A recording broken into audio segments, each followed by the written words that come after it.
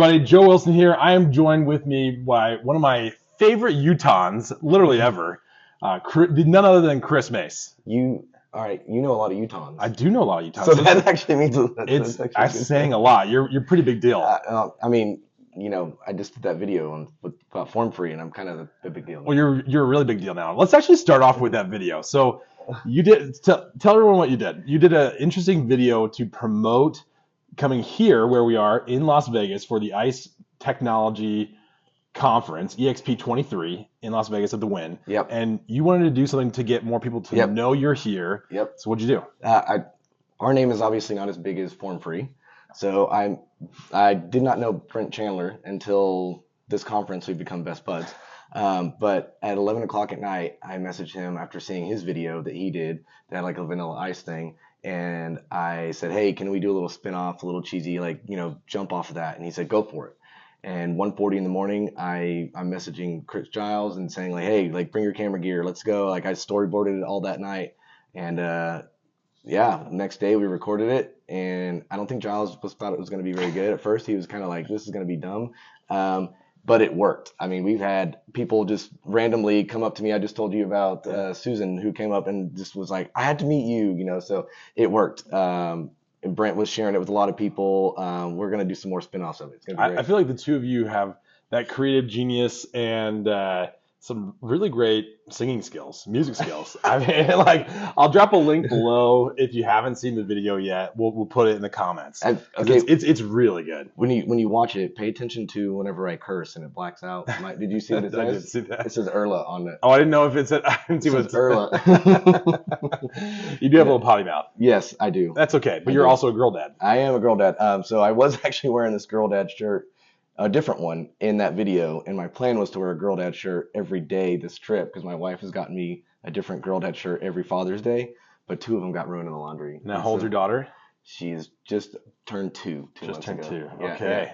Yeah. Anybody who knows me knows I am I'm wrapped around her finger. Oh, dude. Yeah. It only gets worse as they get older. My daughter's 15 now, and it's literally whatever she wants. Yeah. And it's always been that way. My boys, I have 3 boys, and they all hate it because they're like, Dad, you always do whatever Chelsea wants. And I'm like, well, if you were cute as she was, maybe I'd do that for you. I heard an analogy once. It's like when a boy asks a dad for a cup, they just kind of throw it at him. When a girl asks a dad for a cup, it's like, what color?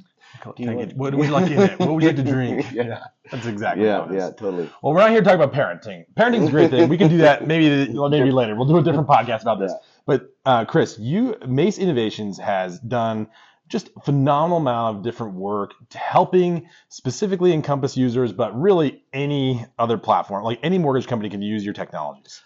Right now, we're just an ICE company. Just ICE. Okay. Yeah. So look, ICE baby. I love it. Okay, but you guys do a lot of really unique things, but you've just come out with a new product. Kind of share with the world, what is this new product?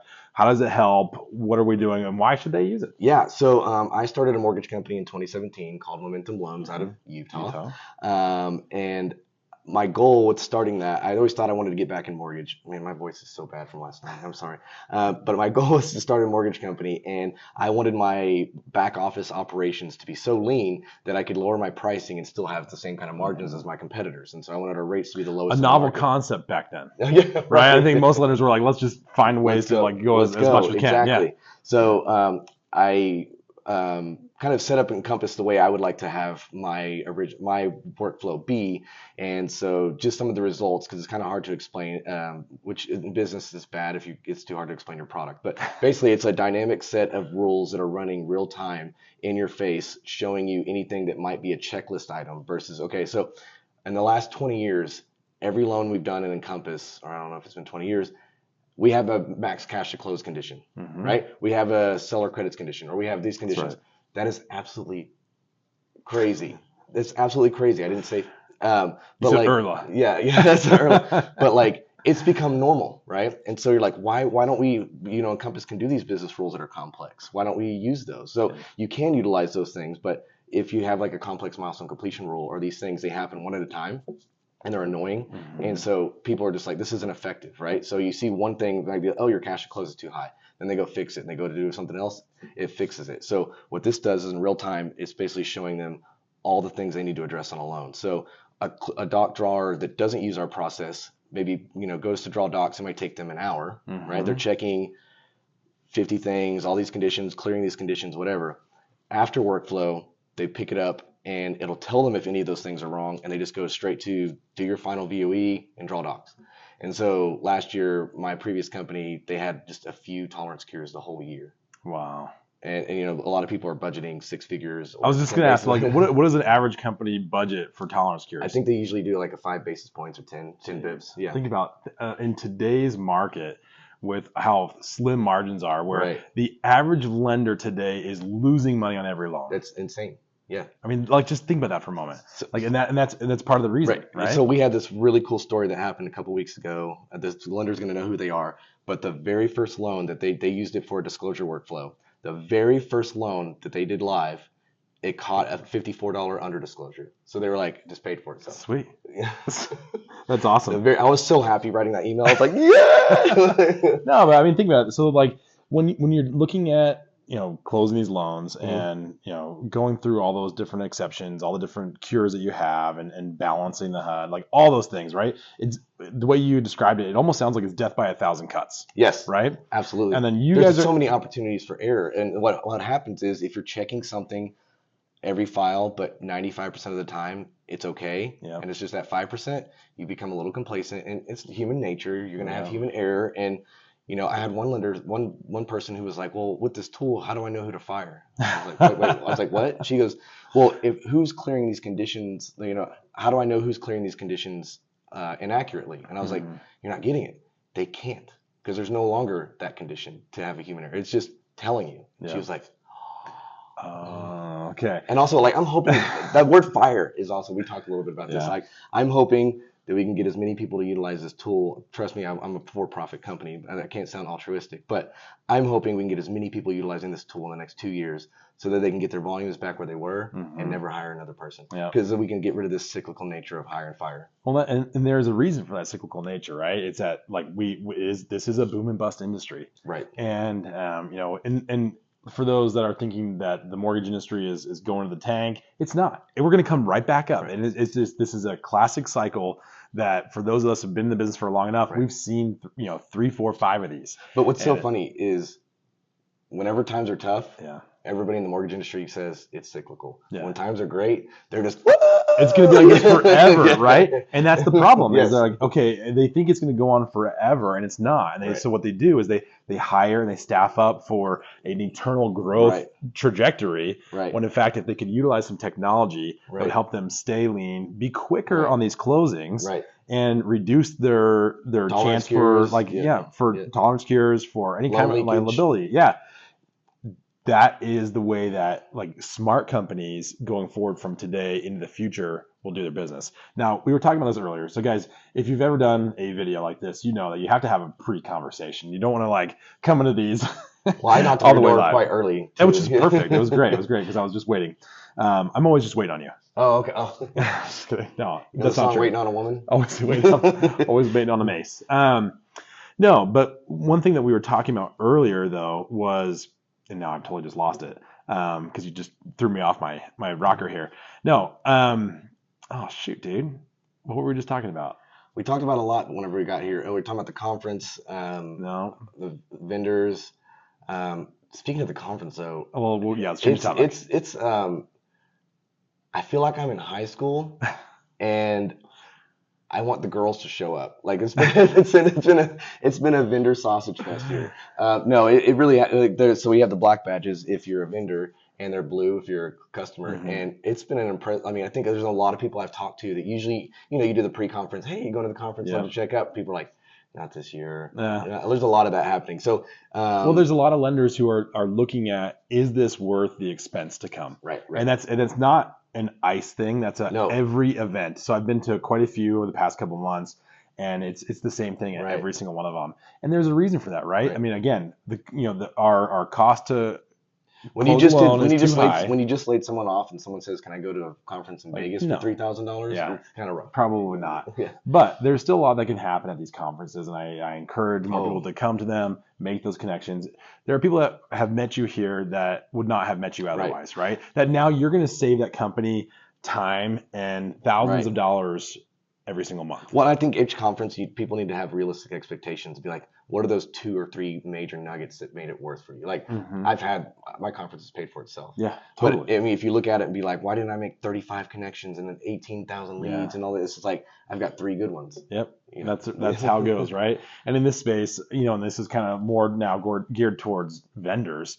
If you go into a conference and your strategy really is, I need to get a lead, I need to close a deal from this conference immediately to pay for it, that's the wrong strategy. Right. There's a long tail for this business, and it's a very relationship driven business, which is why we love conferences so much, is because it's great to be able to meet people person to person and develop those relationships in the long term, so that when it is time for them to want to look at, your tool or like social media management, whatever that is, right? That you're there at the right time in the right place. So exactly. There's a short-term gain. I hope it sounds like you got a couple deals out of this, which is awesome. Yes. And there's a long-term gain too of just like exposure, relationship building, etc. Yeah, we got to have a few good nuggets, and people watching this, hopefully I'm not exposing myself too much, but I usually cut people off by going, food is my trick. So when I'm like, is there any food around here? And I'm like, I got to go get some food. That's my way of being like, let's make the next connection. Oh, smart. I like that. I like that a lot. And so if you're watching this and you heard me say that, I think yesterday I said it quite a bit with Giles, and he was like, are you really wanting food? I was like, no, that's my way to go to the next guy. Like, I like these people, but I want to meet as many people as possible. That's right. That's right. But, yeah, it's tough. Sometimes you do get stuck talking to someone for way too long. Yes. Yeah. So, and it's no disrespect to those people. It's just like, I want to get engagement with as many people as possible. That's right. And it's hard to just be like, I like you, but I want to call somebody else now. It's better to say, if they have any food around here, I'm starving. Yeah, that's right. That's a really good way of doing it.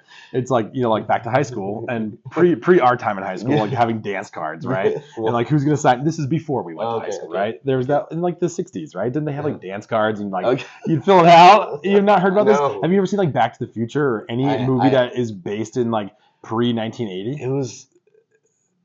Let's do just a different topic. So we did talk about goals at a conference, and I think it should be something that, like, when dating, I used to tell some of my guy friends that were just like, hey, like, I'm not an attractive person, but I have a mouthpiece, is what they would say. Right. And so I was like, hey, instead of trying to just focus on the ultimate goal of going to take some girl home and do this, like, just go have fun and get 10 no's and get 10 people to tell you no. Yep. And you're going to have a blast. And that's kind of the mindset to go to the conference and just, even though it does feel like sometimes I'm trying to sell lotion to people as they walk by in the mall, but anyway.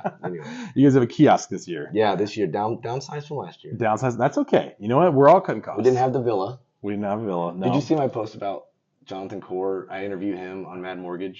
I saw that was a while ago. Less than 1 year, Jonathan Core leaves. I interviewed Joe Tyrell. Less than 1 year, he leaves.